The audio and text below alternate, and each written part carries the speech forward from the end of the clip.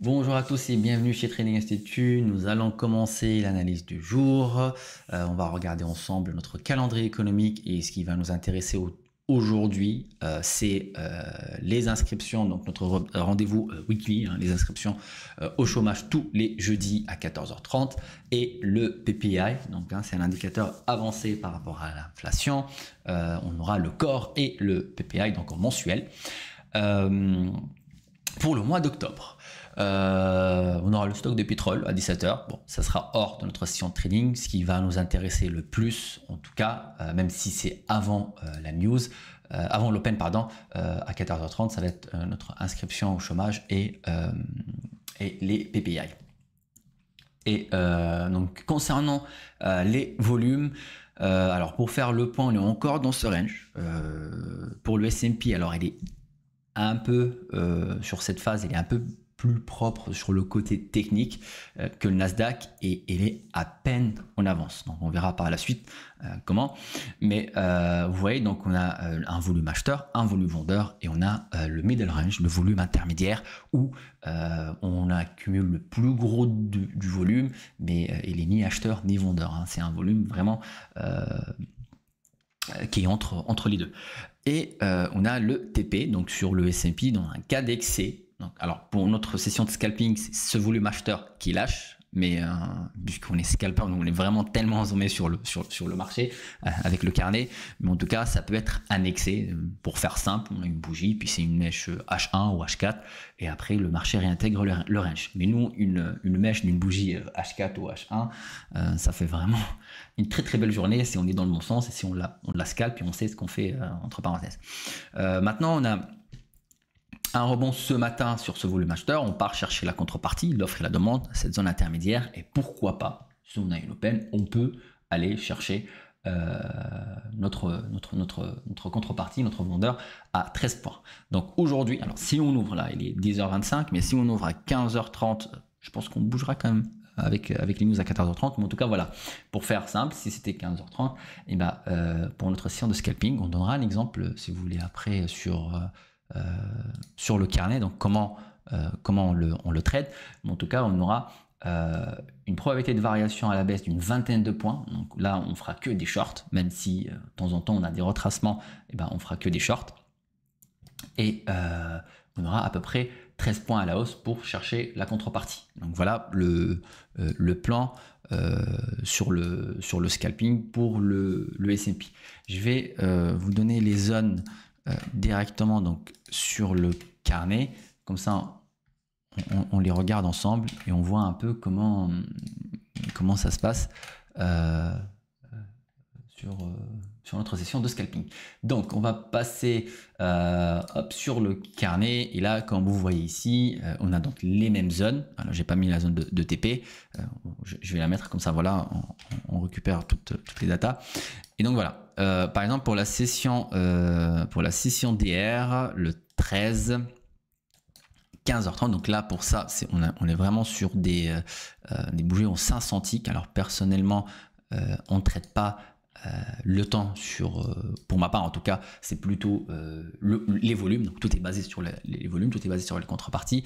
On ouvre à 15h30, donc plus haut, alors ça c'était grâce à la news. Au moment où on arrive sur notre zone, et ben là sur notre scalping, on va essayer de faire que des shorts après avoir des confirmations sur le carnet. Et vous voyez, bon, on n'a pas une journée facile, mais en tout cas on a eu une belle variation dans un premier temps qui faisait 12 points, qui était vraiment intéressante. Et après on a été chercher la contrepartie. Cette fois-ci, on n'a pas vraiment touché le TP, donc on a fait à peu près 2 points et demi avant de toucher, et on a réintégré directement. Et une fois qu'on passe plus haut que cette zone de volume acheteur, on essaiera de faire que des achats en faisant attention sur le range. Attention, on a un marché plutôt compliqué qui accumule beaucoup avec un VIX à 14. Qui dit un VIX bas dit potentiellement des marchés entre parenthèses rassurés avec beaucoup plus de volume. Si vous comparez votre carnet d'ordre quand vous avez un VIX à 14 et quand vous avez un VIX à 20 par exemple, on n'aura jamais la même quantité. Donc là, oui, bien sûr, ça sera beaucoup plus chargé en volume et donc ça sera un marché plus lent parce qu'on peut avoir deux contreparties qui peuvent vraiment s'échanger facilement, entre parenthèses, et accumuler facilement leur lot que dans un marché très volatile où ils ne restent pas sur les zones et ils décalent très rapidement. Donc, et on va revenir sur notre Nasdaq. Et donc, pour le Nasdaq, hop, on le met ici. Alors, vous avez vu le S&P, on a réintégré la zone intermédiaire. Pour le Nasdaq, on est encore bas. Donc, le S&P, on est ici.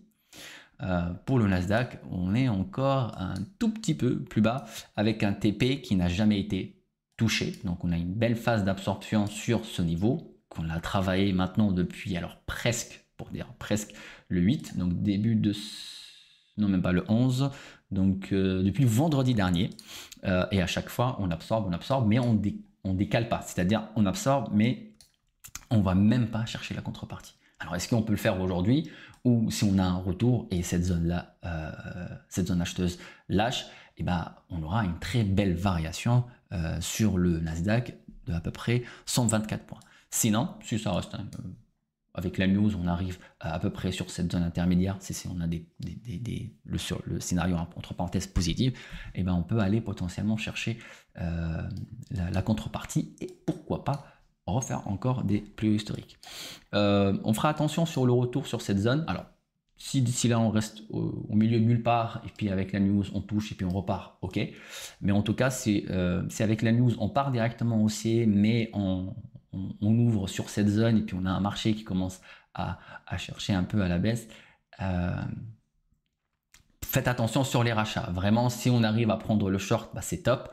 Pourquoi pas voilà, si vous avez fait une belle variation et vous avez beaucoup de points, vous avez gagné beaucoup de points, bah, moi personnellement, je mettrais un stop suiveur décalé à peu près derrière un ou voire deux paliers vendeurs sur le carnet pour pouvoir potentiellement tenter un breakout sur cette zone qui tient, mais on l'a travaillé depuis un petit moment. Donc voilà pour le Nasdaq et le S&P. N'hésitez pas à me dire si vous voulez plus d'analyse sur d'autres indices ou matières premières et je verrai si je le maîtrise et si on peut le faire. D'ici là, prenez soin de vous, passez une très bonne journée verte et on se retrouve tout à l'heure dans le live. Merci à toutes et à tous, à très bientôt.